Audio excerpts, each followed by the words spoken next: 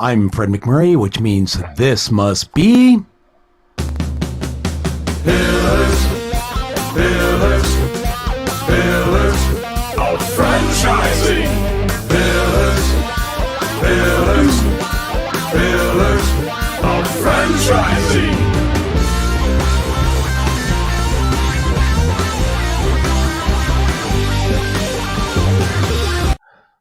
We at the Pillars of Franchising team would like to express our gratitude to FeedSpot for listing us as number one in their 2023 list of top 50 franchising podcasts that you should listen to.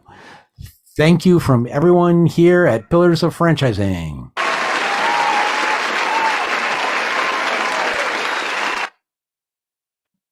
Happy Friday Eve, Sarah. How are you? I'm great. How are you? I'm doing great. The sun is out, sort of. That always makes the day a little better. Goes on and off, yes. I'm kind of happy when it rains, though, so. Yeah, but you have chickens and the farm, and so I can see why that is, right? Yes, we like a good watered garden. Excellent. So, hey, what do we want to talk about today? So let's talk about financials with getting a franchise. What are like some financial requirements that you need when you're looking to get a franchise or multiple franchises? So that is a very good question, and it happens to be a loaded question, right? Because there are a lot of different ways that you can go about funding a franchise.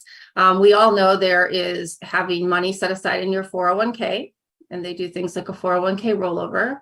We know there is traditionally having savings. You can always take a home equity line on your house. Well, that's not always what I would recommend. It is an option. And then there are a lot of SBA options.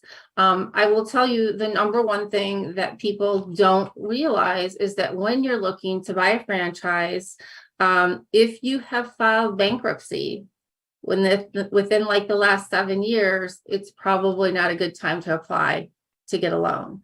And sometimes, I get talking with people and they're so excited, and I even forget to ask that question. And then I find out, oh gosh, we got a recent bankruptcy and we can't move forward with that franchise purchase. So that's a really big one. And, I was just talking to one of our great friends that we had on the show not too long ago today. We were doing a funding conversation with somebody else. And we talked about the new SBA loans, and not new, the loans, but today, like the interest rates and things. And so that's something that you have to really think about is what does it look like when you get where you're servicing debt, right? So the SBA wants to know that above and beyond your profit and your owner's salary, that you can still afford to service the debt. So a lot of things go into determining how much and how you get money. Jerry and previously David had talked about getting some investors, getting a group of friends or maybe business people, to come up with the money. That's another great way to do it. But again, one of the big things that I would say to people, and often it knocks them out of the finance piece, is don't quit your day job. Do not quit your job until you've qualified and closed on the loan, because the SBA wants to know that you indeed have an income and can make those payments. It's kind of weird because, they know you're going to be leaving that job because you're going to be opening a business, but they want to see that you have it right now. So I hope those answered some of your questions. We could certainly go down the rabbit hole in a plethora of ways when it comes to how to fund my franchise. I will tell you could go back into old episodes and actually look at Al Lesko with Fund My Franchise. He's on one of our older episodes, and he's got some great information. Don't forget that interest rates are not really the best right now. So right now the SBA is charging 8%. And when you go through a bank for an SBA loan, they could go anywhere from 2.75 up to 6% on top of that 8%. So money can get really expensive. Doesn't mean it's a bad time to buy. It just means you need to understand what it is that you're getting into. Right.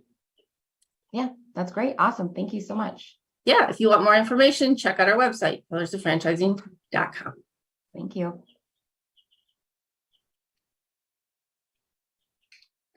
Here we are. Look at that. I've got to unmute you guys because I think I muted you. Are y'all unmuted? Nope. I was trying to be so clever. Winn. Winn needs to be unmuted. Yep, I can't unmute him. There I am. There you are. John, can you unmute? Well, they're figuring it out. I would like to welcome you all to a fantastic show today. I had the pleasure of meeting the gentleman from the Salty Dawg Pet Salon, which I love that name anyway. And we're going to talk a little bit about how they got here, what it costs to invest in the Salty Dawg, where they're looking to grow, and all other kinds of things. So with that, John, could you tell us a little bit about yourself and how you got to be here? Sure. Well, thanks for having me on the show. It's very exciting. And I love talking about pets. I love talking about franchising, and I love talking about Salty Dawg. So thank you for that. But Salty Dawg it's a cool new little franchise in the pet space where we're focusing on grooming and pet care services, as well as getting into food, toys, and treats, and just really trying to become an all-encompassing pet service industry. The cool little twist we have is we decided to try and with our backgrounds and see if we could get hairdressers and teach them how to groom dogs, right? So if they're good enough to do your hair, hopefully they're good enough to do your pet's hair. And, we use products that are tested on humans first. And of course, people that are trained on humans first. So that's kind of our little syncrasy that kind of sets us apart. But yeah, we got into the pet space. So my background, I'm a franchisee of 17 years in Paul Mitchell, the school, and I've been creating hairdressers for the last 17 years and been part of a network where we've created 250,000 hairdressers over the last handful of years. And so a lot of them are doing and fulfilling their dream. They're doing hair on humans, and a lot of them don't really like people. They like dogs way better. So I don't know that I would like all that drama every day myself, to be honest. I mean, what's better than working with dogs all day, right? Yeah. But then this thing happened. If you're an entrepreneur, I swear your head's always on a swivel and you're always looking for opportunity. And where there's a problem, the market says, hey, there's a problem. Where's the solution? Try finding a groomer. If you have a pet and you're trying to get him groomed, good luck. Yep. So like my partner, Winn, kind of disrupted the industry 20 years ago in hair. Try finding a hairdresser 20, 30 years ago. Winn went up and created a company and said, you know what, we're going to create hairdressers. So I call up Winn and I said, hey, I think we have the same issue with grooming, and can we make it sexy and cool? And he's like, yeah. So let's go ahead and see if we've got some hairdressers that might want to use all the hard skills that they've learned, clipper over comb, scissor over comb, and can we convert it into grooming dogs and really kind of change the industry, change that standard? And so we tested it, we found out we could do it, and then we kind of jumped in feet first and then really put all the processes in place. So yeah. That's awesome. So Winn, you started this venture long ago with Paul Mitchell Schools, right? You're doing the schools.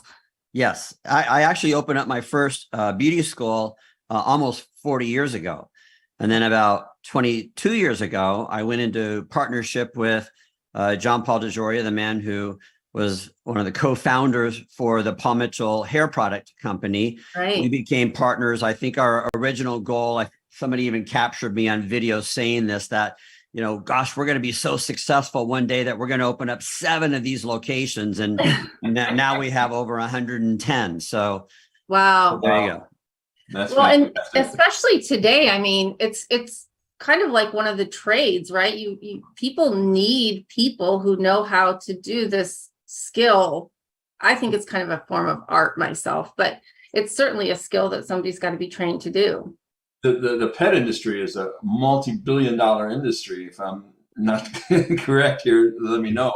I travel a lot, and one of the reasons that people buy an RV to travel with is so they can take their pets, and it's usually not one pet, and it's not just dogs. Anything from parrots to pigs to of course, lots of dogs and cats.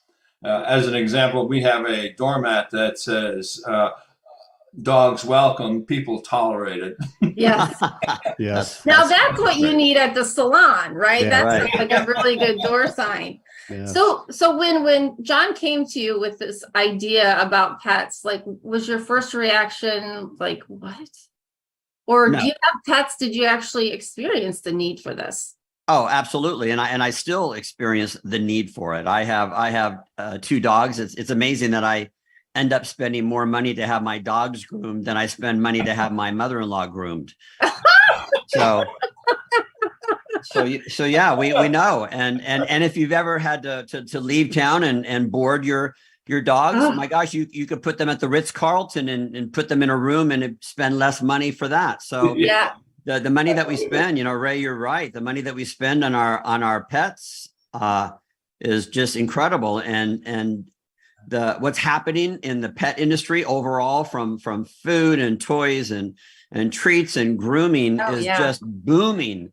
It was booming prior to the pandemic, and now, oh my gosh, just what a great industry to get into. Yeah. People realize that pets are usually better than having a lot of friends, because they can get along with them.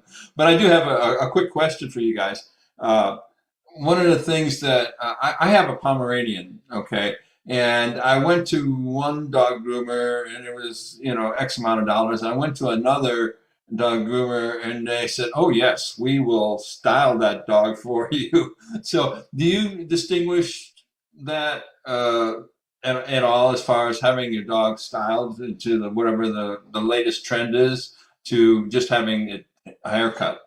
Yeah, great question. I thought you were going to go in a different direction regarding price, because I love that question. But anyway, it's about the same thing. Yeah. Well, so basically, here's the thing: keeping it simple. I don't know about you, but as a consumer, I like to go into a place. It's a price.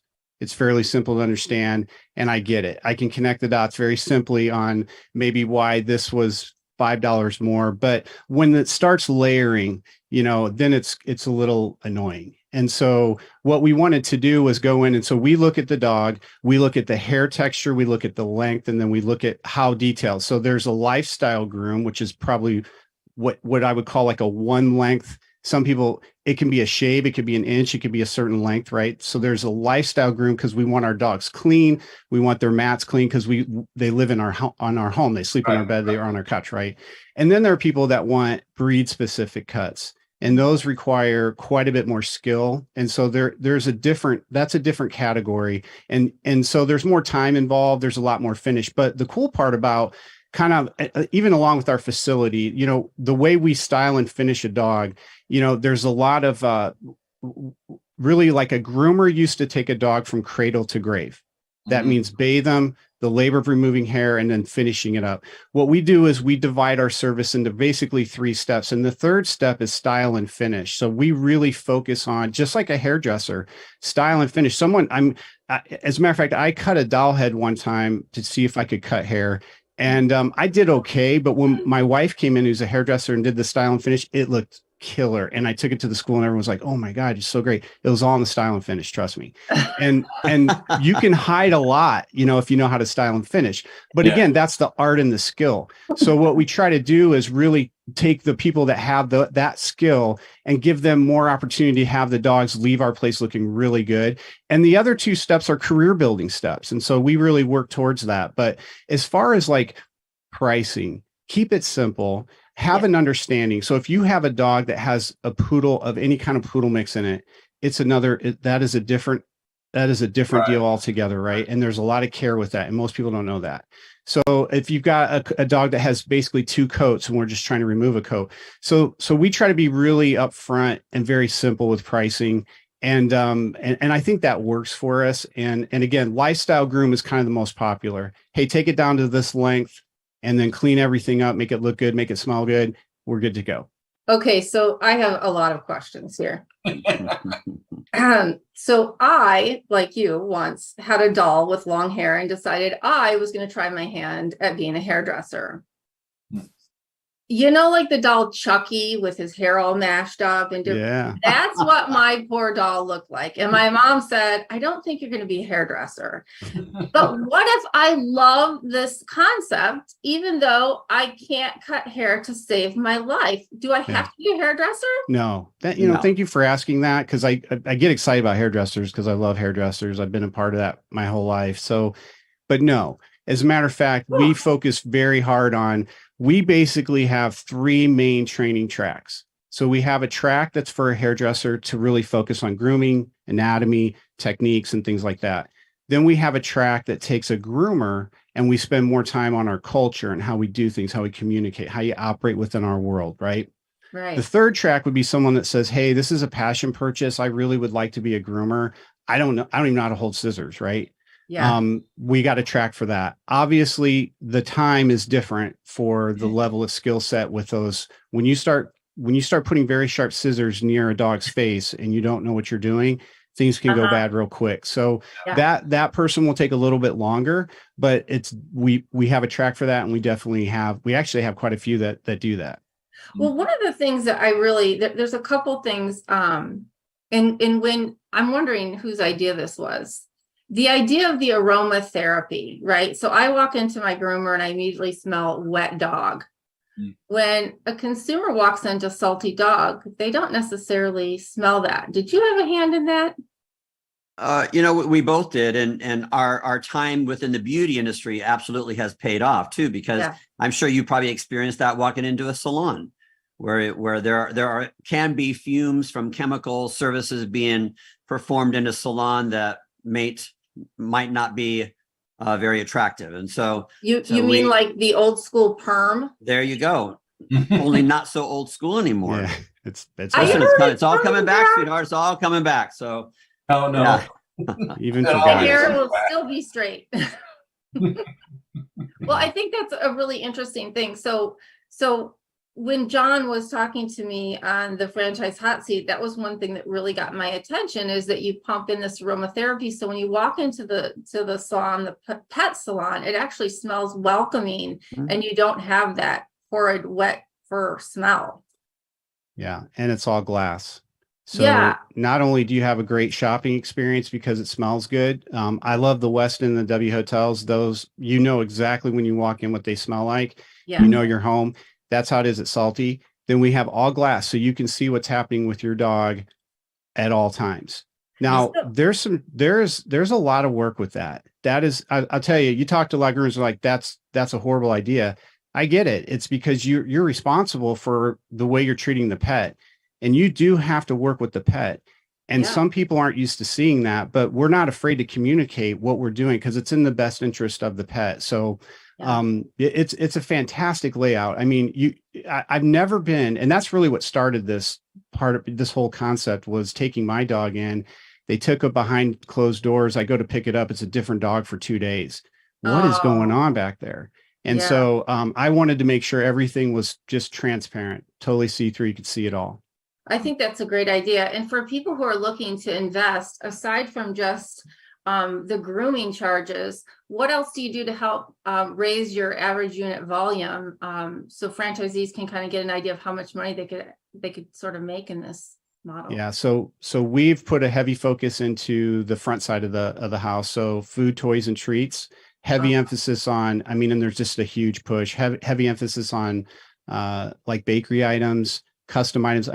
We have these really cool cakes that honestly, the sugar smell, it's like the old waffle cones, when you go into the ice cream store. Oh man, walk in there, you smell that. And then, these cakes look so good. And then they have these edible markers where you can write the pet's name on there.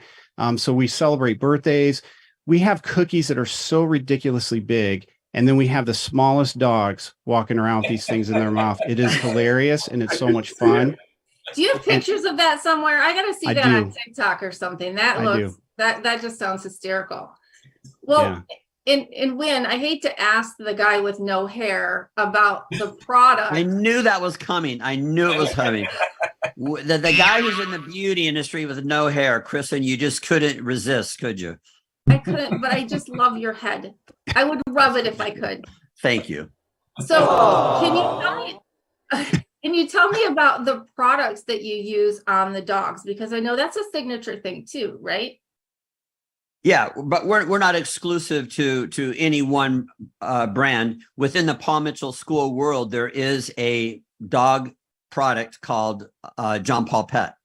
Okay. So named after John Paul DeGioia. The majority of our Paul Mitchell schools also carry that line. There's quite a few salons and grooming stores that also carry that line, and we do as well.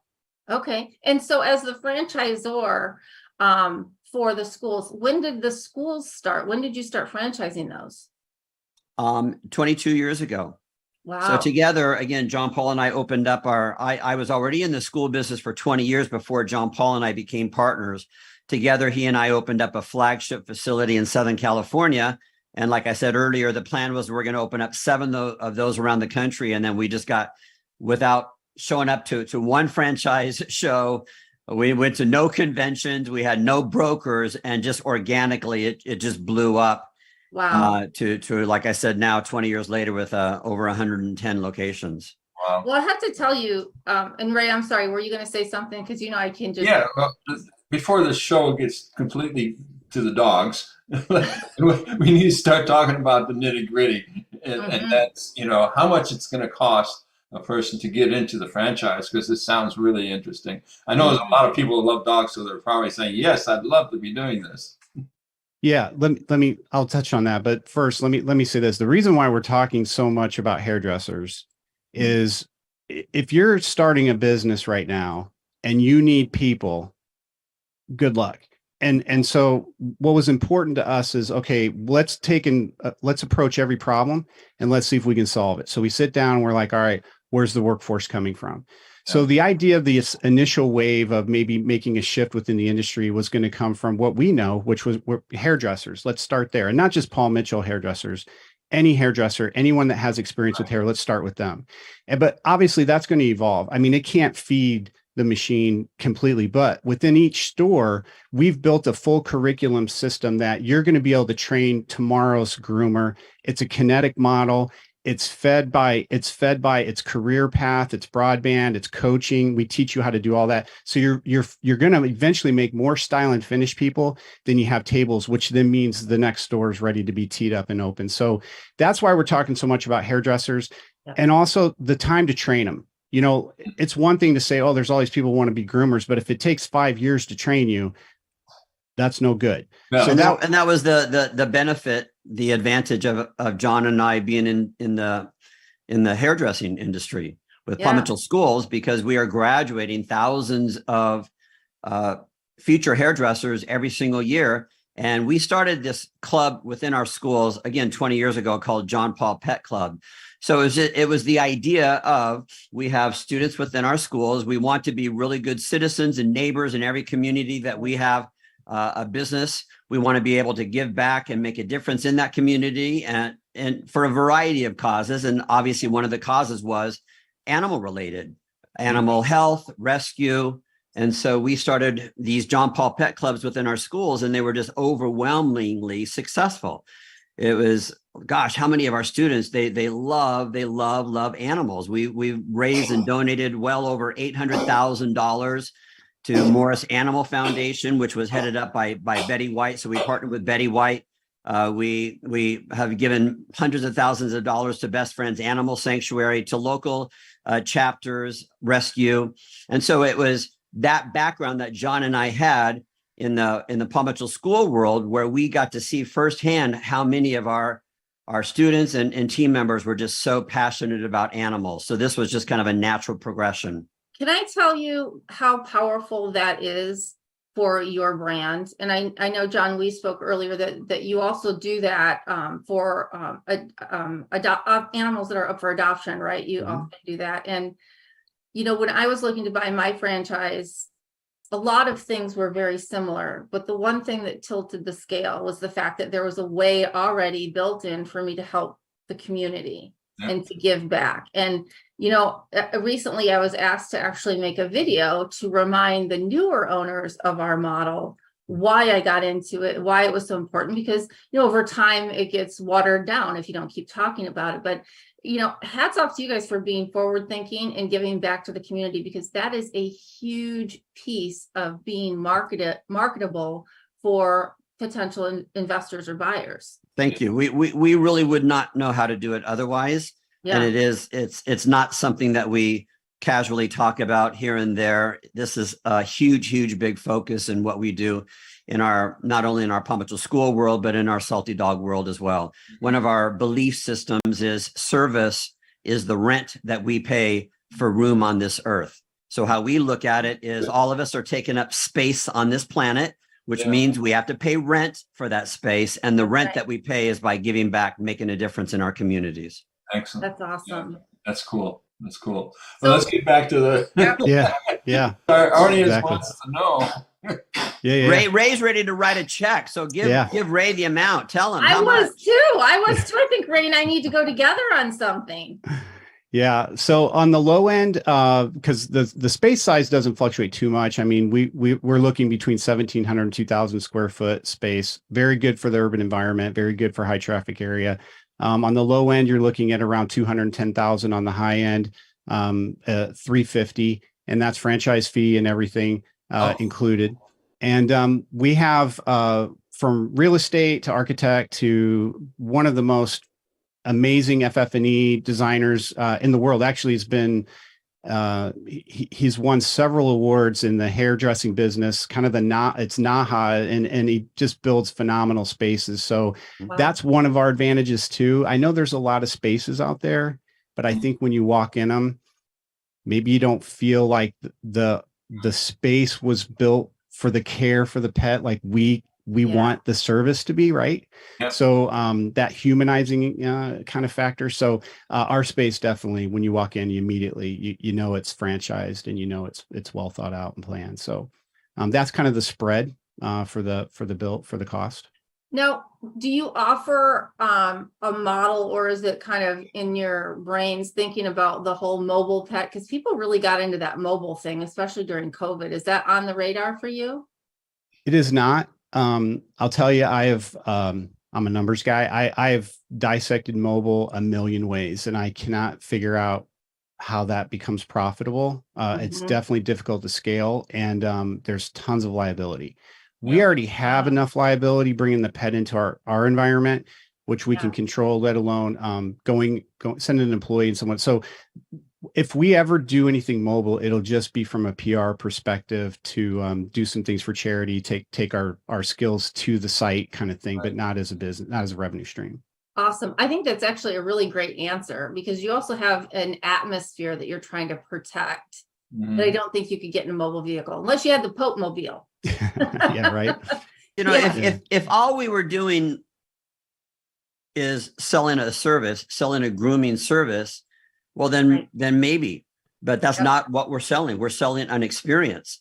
I think most pet owners who have taken their dog to a pet grooming, oftentimes those are ma and pa type experiences, and all they got was they got their dog bathed and groomed. That was it. There was not an experience. You brought up the aroma and the smell. John brought up the fact that it's very transparent and you can see what's happening. You walk into these stores and you can tell, wow, this is a high-end place. Yeah. But what's interesting is your prices aren't off the charts. So you walk into this bougie salon, but you're not paying those kinds of prices necessarily, right? Yeah. Thanks for pointing that out. So there's a reason, there's a lot of thought behind the pricing, and it has to do with what profit margin do we want to be at and what's your cost. If you look at your fixed cost and you look at what your hours of operation are, you know what you want to make in the profit, you know what you need to charge per hour. But here's the thing, when you, for example, in the mobile versus us, one of the things that we're good at is breaking things apart, highly specializing those things and grow. So if we've got a bather that we've dialed in, trained, and they can crank out baths, right? Then they're feeding this middle person that's basically just the labor of removing hair, none of the skill spots, right? And then you go to the groomer. That groomer that does cradle to grave, let's just say the average pet is 3 hours and it's $90. That's $30 an hour of service revenue. What we're experiencing is we can get a style and finish pet through a skilled groomer $3 an hour. So you go from $90 and basically a service, or I'm sorry, $30 an hour, and we can go to $90 an hour. We can pay people a lot differently when we can generate $90 an hour, but you have to have that system in. And that's not anything new. But the reason why mom and pop grooming place can't do it is if you set your books up for that system and someone doesn't show up and you have no workforce solution. Yeah. You have just shot yourself in the foot. So basically this whole system is a massive feeding system. And that's really what the schools are. It's the feeder system for salons. We're building the same thing. It's a feeder system for grooming. And it just kind of keeps that model going. Yeah. And the interesting thing about that I really like is that you can take someone who maybe is fresh out of high school or whatever, no experience, start them as a bather, and you've created this growth pattern for them, right? An upward trajectory. And a lot of people may not really know what they want to be when they're growing up. I'm still trying to figure it out, right? And so I think it's really cool. Part of a labor solution is to do some hands-on training, and they feel like they've got a future ahead of them. Yeah, everybody wants a career path. I mean, pay is pay, but man, I want to know, am I doing well? Like, how do I know I'm doing well? We have so much built into our LMS that tells you you're progressing, your times are getting faster, your skill sets are getting better. We want to move you on and mentor you to the next stage. And it's great. And you're right, a high school kid could do it.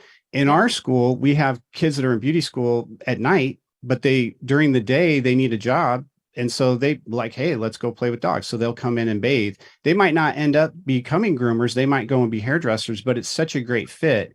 And so there's so much opportunity. And again, Kristin, if you bought a franchise, the first thing I'm doing is I'm connecting myself with a local school. And we're going to go in there on a guest artist day, and we're going to talk about what it is you're trying to do. You're trying to disrupt and change. You're trying to create a culture that they're used to.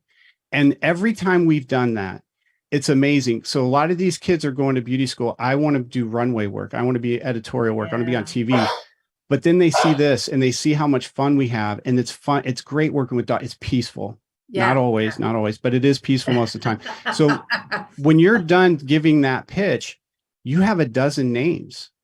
Yeah. I mean, where do you go to get because I'd like to know, because I need them for my school, but where do you go to get employees? And where can you talk about what you want to talk about? And 12 people go, hey, I'd love to work there. Well, and Ray and I talk a lot about the best part with that is you start to build that culture of people who love what they do. And then it's like that shampoo, and then they tell two friends and they tell two friends. And next thing you know, it's so on and so on. And you have more people than you need. And to your point, you have to open a second salon. That's the best. I like that you keep on using that word culture, and that word has been brought up a couple of times during this podcast. And that's a part of this that we haven't really even touched on, the value of the culture. And also what you just said, because that is one of our core belief systems, that you have to love what you do. Yes. You have to love who you do it with. Yep. And you have to love who you do it for. Now that's a career path, to love what you do, to love who you do it with, and to love who you do it for. And that's what we're attracting. Well, I have to tell you, Winn, I have to give you a shout out for this. And I have to be completely honest in that I have not yet got to finish because I just have so many things going on. But you wrote a book called Be Nice or Else. And when you go through it, and then I met you here and we start talking about Salty Dawg, and it really does reflect who you are as a person and what you put into your career, what you put into this brand, what you put into Paul Mitchell schools. I mean, it really, in John too, I mean, even before I understood the model, I met him at a show and I'm like, oh my God, this is just a really cool guy. And he's really excited about pets. And so I really think that becomes contagious. And so I would have to assume when you look for franchisees, do you look for somebody that's a big pet fan? You kind of yeah, absolutely. And we experienced that in the Paul Mitchell school world as well. We had people who approached us and all they had was money. That's all they had. Yeah. They lacked the passion. They lacked the love for the beauty industry. They lacked the desire to make a difference in the lives of young people who are starting off in their brand new careers. They lacked all of those things, and it just wasn't a good fit. Same thing applies to this. Yeah, that's awesome. Yeah, I'm and super excited. I think also too, we do have some franchisees that, I think if I honestly asked them, like, do you absolutely love pets? And they probably would say, yeah. But you know what they do love? The culture, they want to develop people. They want to create opportunity. They're entrepreneurs. They're showing up, so they're part of it. And, when you get a lot of people from different backgrounds and different ideas and you get them together and you brainstorm, you create products that are very difficult to duplicate. You create ideas and systems that are very difficult to walk into a store and steal.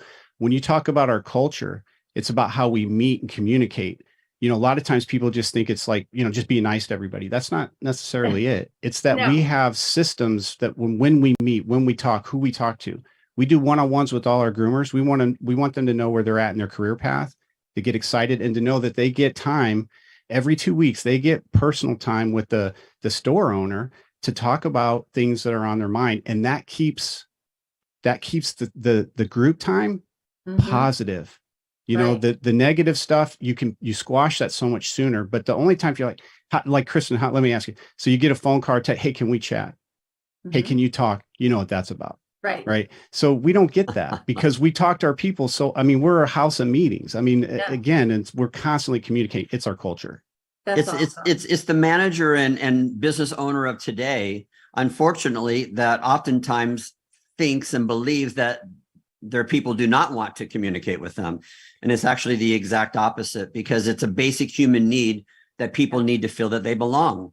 And part of feeling like I belong to something means that I have a voice. My voice matters.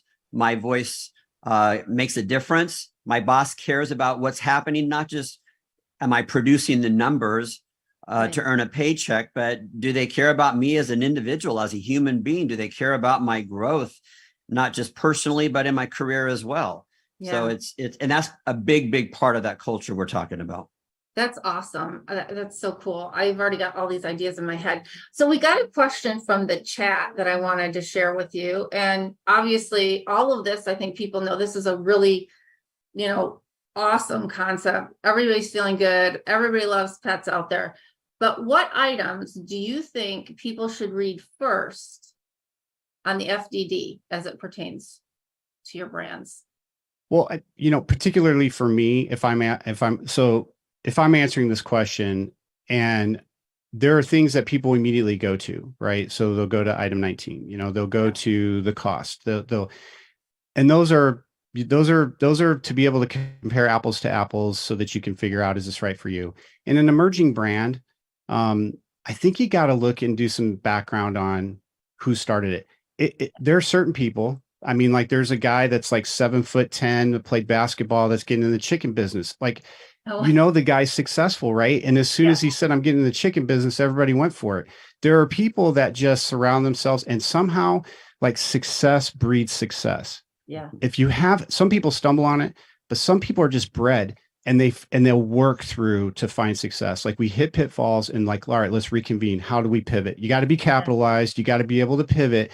And I think that when you look at someone's background, so for me, if I'm pitching my brand, you got to look at the story of the three owners, and our other partner is not on, but all three have a very important role and have a history of showing that we can do this, from the franchisee and the franchisor.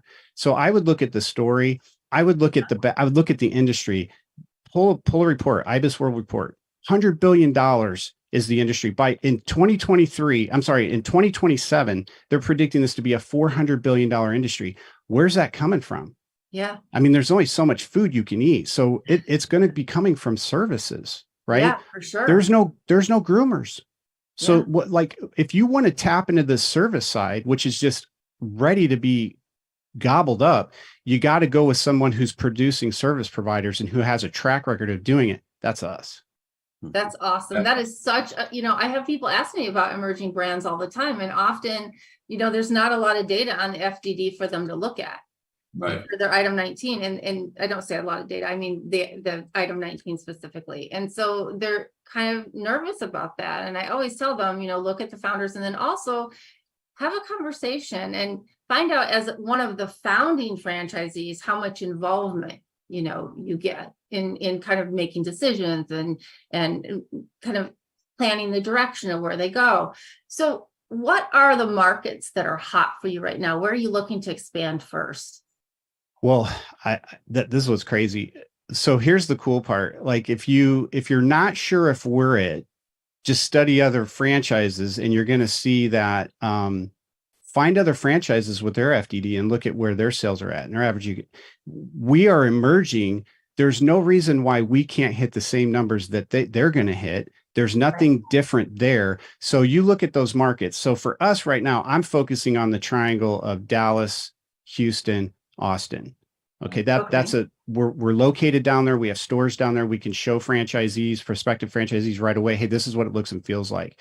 We have a store in Georgia, Atlanta, Georgia, that does very well. So that southeast quarter, the areas that you expect that would have heavy pets, those are areas that the opportunity is it's enormous. I mean, let me ask you, what is the biggest advantage of getting into an emerging brand?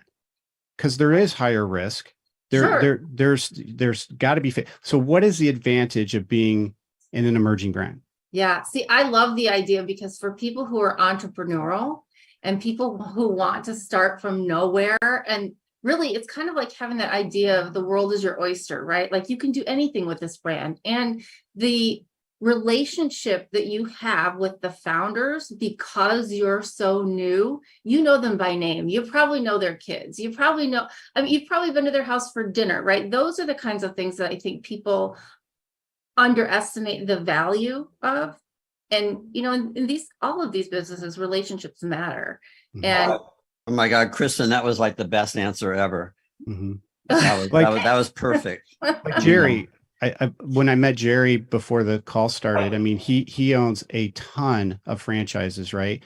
Mm-hmm. How hard was that to acquire and make sense in certain areas, right? Yeah. Because if you can concentrate an area, you can keep your thumb on the pulse, right? Yeah. If you're trying to find you want to grow and open up 20 or 30 of a certain franchise that's already established. I bet you're traveling across the country. That's what I have to do with Paul Mitchell, because I had to, I couldn't get a concentrated area because it was just already exploded. So the emerging brand is really, it's for an entrepreneur. And this brand, if you mitigate risk, look at the industry's hot, look at the space, and do we have the answers? And we have the answers for the workforce, we have an answer for the workflow, and we have an answer for the training piece and culture piece. So let's talk about marketing. Because we talked about that a little bit on Hot Seat. Tell me about the marketing piece for you.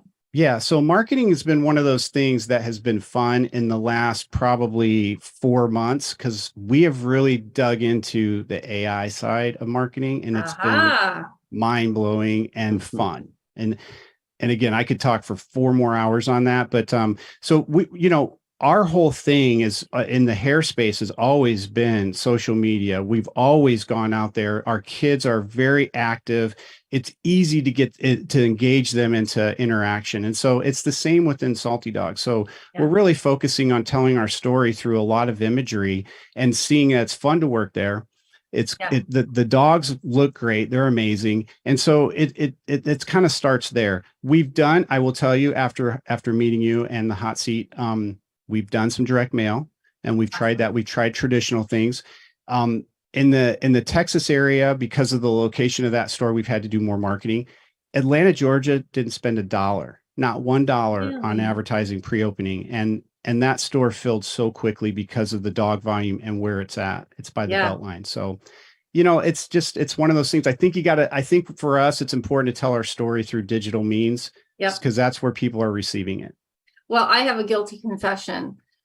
I try not to go on social media much because it's like a vortex, right? I get sucked in. Yeah. And the worst for me is animals. Like I will watch dogs for hours, right? Mm-hmm. And whether it's on a TikTok or it's the world's funniest videos and the dogs are doing something goofy. I mean, and my girlfriends will constantly send me, hey, you guys see this TikTok? And it's a Labradoodle, standing on its head, something. I mean, they are just forever entertaining. And so I agree that that is a great place. Ray, I'm sorry, because I've really like just talked it up, and we do have one question from the audience. No, I don't think they have cows. Is there any chance you're going to start a salty cat franchise? Do you do cats in these too? So I do have a couple groomers that are passionate about cats, and we will, especially at that location. It is location by location. Please don't hate on me, but it just seems like everybody loves dogs, and that's kind of the group we've attracted. Yep. But no, I do have a groomer that is passionate about cats, and so she'll do a lot of cats, but Well, no some salty cats. I used to have a rag doll, and that cat had to be shaved. I mean, because she looked ridiculous that way, but otherwise it's completely matted. So there is certainly a need out there, but I agree with you. It depends on where you're at and what the concentration is. Ray, I'm sorry, do you have more tough questions? I got one last question I want to ask. Right. Do you need franchises near the Chicagoland area? We do. We have a multi-unit that is getting ready to sign a lease on his first location. But I'll put it this way: my partner, who kind of is well known in the hair business, he has stores in Chicago, or did. I think he's sold out, but he had 157 locations in Chicago. So 5 is just a drop in the bucket. So Ray, we got to get on this, Ray. Yes, I know. Got to get on that north side, man. It's crazy up there. I'm telling you. I mean, Lots even of out in money. the burbs, right? Yeah, out The western burbs, suburbs, here we are. Yeah. I was out there. I drove by dog park out by Chicago, and it's kind of, I'm trying to remember if it's exactly in between the two towns, but it was kind of a drive. And I ran into some people, and they're like, "Oh yeah, we drive from the city," because then they'll stay for the bulk of the day out there with their dog. Yeah. It's like, wow. Yeah. And it was packed. Yeah. It's a great town, and Chicago is a very big dog town. Oh yeah. It is. Yeah. Definitely. You know, when I do want to make sure you know that we're going to have you on again, because we have so much more to talk to you about. I mean, really, it's been a pleasure having you. And John, I'm so glad we finally get to catch up. I do need to talk to both of you in the next day or so about some of these opportunities that we discussed. And I wish you all the luck with your expansion. I know, people are going to be checking this out on our website through YouTube, but how do they reach you guys? Oh yeah. So saltydawg.com. I mean, it's by far the easiest place, and all our social channels are at the bottom of that page. But Awesome. yeah, I mean, our Salty Dawg Pet Salon Instagram, and you can see what we're doing, and you can see the people having fun. It's important to have fun. If you own it, you manage it, or you work in it, or you're a consumer, and you can see that through just a multitude of ways through social media. That's awesome. You guys, thank you so much. And I cannot wait to check back in with you, whether it's 6 months or 12 months, because I'm sure your organization is just going to flourish. Thank you very much. And to be included in this. By the way, I sort of think that I invited myself to be a part of this, Kristin. I think I consider you part of the package, Winn. It's a package deal. You guys are co-founders. And you know what was really great about it is it really gave us the backstory. Mhm. And as an emerging brand, right, we just talked about how important it is to understand the people that have stake in these franchise systems. Well, we're going to be in Chicago. We're going to be up there in May. So please, we're bringing all of our students together. Like 3 or 4 of our schools are coming together, and we're doing a big event that we'd like to 5. invite you guys to. Yeah, like 5 I schools. must have Oh, wow. missed the invitation. It just barely got got put together. created, so Yeah. Okay. And 'cause two you're of not the gonna be world's bringing it up. two of the world's greatest, most motivational speakers you ever hear are speaking. Of course, Winn and Kathy Buckley. It's phenomenal. I will make sure you get the invite, the dates, and if you need me to come pick you up and give you a ride, I'll do that too. Oh, you're so sweet. I can't wait. I will be there with bells on. And again, thank you both so much for being with us today. Thank you. Thanks, guys. Thank you. Appreciate it. Hey, franchise owners, how's your local marketing? Do you feel like you could use some help keeping up with your social media posts and comments and reviews? Do you wonder if you could be doing more to attract local customers? Are you able to identify new move-ins to your local area? At Westvine, we help franchisees like you reach more local customers through digital marketing. With daily monitoring, creative content, and ad placement, and customer data intelligence will get your business in front of the people who want your products or services. We also work with franchisors who need an agency to handle the digital marketing for all of their locations. If you're ready to reach more local customers, give us a call at 805-265-5440 or visit us at westbuying.com. That's 805-265-5440 or westbuying.com. And we'd like to thank you all for joining us on the show today. Thank you to John Kanski and Winn Claybaugh of Salty Dawg Pet Salons. Very exciting new emerging brand. We hope you check it out. Check out their Instagram. We appreciate our $1 Million Mentors for their continued commitment and thoughts. And last but not least, a shout out of thanks to our producer, Fred McMurray. I am Kristin Selmeczy, your fourth franchising mentor, losing my voice, and together we are your resource for franchising success. This has been another episode of Pillars of Franchising. Join us again next week at 4 p.m. Central Standard Time. And remember, the dream starts here. Have a great week.